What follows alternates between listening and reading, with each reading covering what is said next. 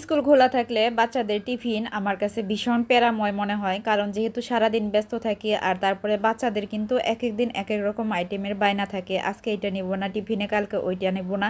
আসসালামু আলাইকুম, ওয়েলকাম সবাইকে লতার রসইতে। আজকে আপনাদের সাথে এমন একটা রেসিপি শেয়ার করব, একটা মাত্র রেসিপি দিয়েই কিন্তু আপনি বিভিন্ন রকমের আইটেম তৈরি করতে পারবেন আর বাচ্চাদের টিফিনে দিতে পারবেন। বাচ্চারা কিন্তু মন ভরে টিফিনটা খাবে আর টিফিনের বক্সটা একদম খালি নিয়ে আসবে। তাহলে চলুন শুরু করি। আমি প্রথমে একটা প্যানে দিয়ে দিলাম 2 টেবিল চামচ পরিমাণ সরিষার তেল। আপনারা কেউ চাইলে কিন্তু এটা সয়াবিন তেল কিংবা বাটার দিয়েও করতে পারেন। এখন এখানে আমি দিয়ে দিলাম হাফ কাপ পরিমাণ পেঁয়াজ কুচি এবং 3টা কাঁচামরিচ। আর এখানে দিয়ে দিচ্ছি থেতো করে নেওয়া 3টা এলাচ। ঝালটা আমি কমই দিব যেহেতু বাচ্চাদের জন্য করছিলাম।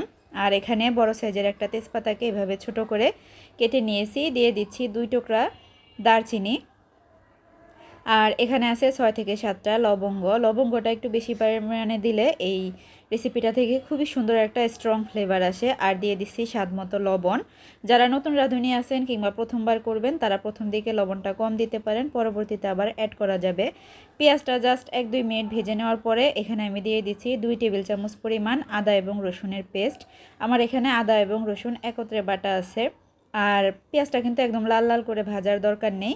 দিয়ে দিলাম আমি 1.5 চা চামচ পরিমাণ টালা জিরা গুঁড়া, জিরা বাটা দিলেও হবে, সমস্যা নেই।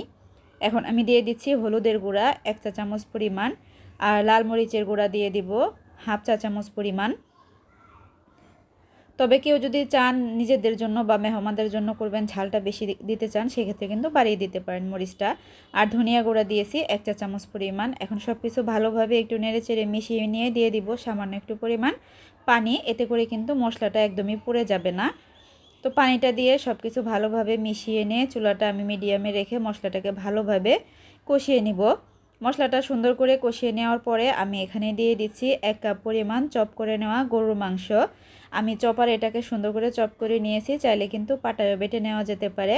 আর গরুর মাংসের পরিবর্তে কিন্তু এখানে মুরগির মাংসও দেওয়া যাবে, মুরগির বুকের অংশটা আর কি। এখন মাংসটার সাথে মশলাটা ভালোভাবে আমি নেড়েচেড়ে মিশিয়ে নিব। আর এই পর্যায়ে কিন্তু চুলার আঁচটা মিডিয়ামের থেকে একটু কম আছে। তো এইভাবে নেড়েচেড়ে কিছুক্ষণ রেখে দিব। এই পর্যায়ে কিন্তু কোনো রকম পানি অ্যাড করব না। আর এই যে 5 থেকে 6 মিনিট পরে কিন্তু এটা থেকে পানি বের হয়েছে। এখন মিডিয়ামের থেকে একটু কম আছে, এটাকে রান্না করে নিব আর অপেক্ষা করব পানিটা একদম শুকিয়ে যাওয়া পর্যন্ত। তো এই যে পানিটা কিন্তু দেখতেই পারছেন একদম শুকিয়ে গেছে। তো পানিটা শুকিয়ে যাওয়ার পরে এখানে আমি আরও একটা উপকরণ অ্যাড করব, যেটার কারণে কিন্তু এই পুরটা আরও বেশি মজা লাগবে।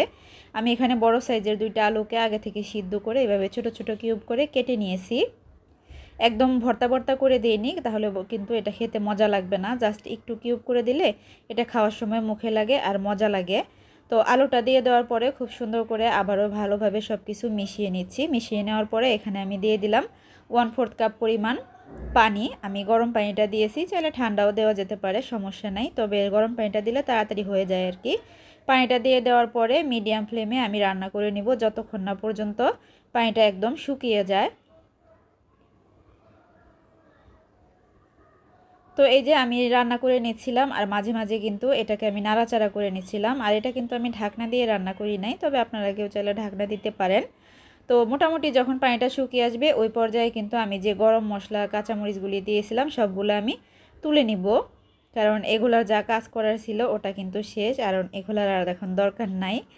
যাই হোক, তো সব কিছু আমি তুলে নিয়ে আবার ওইটাকে নেড়েচেড়ে ভালো করে রান্না করে নিব আর একদম যেন শুকনা শুকনা হয়ে যায় ওরকম করে নিব।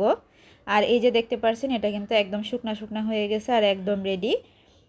চাইলে কিন্তু এই পর্যায়ে লবণটা একটু চেক করে দেখতে পারেন, চাইলে ধনেপাতাও দেওয়া যেতে পারে, তবে আমি ধনেপাতা দেইনি। এই যে এটা কিন্তু একদম রেডি। এই একটা মাত্র পুর দিয়ে কিন্তু আপনারা পুলি পিঠার শেপ, সমোসার, তারপরে রোল, বিভিন্ন আইটেমের বিভিন্ন শেপের টিফিন আইটেম করতে পারেন।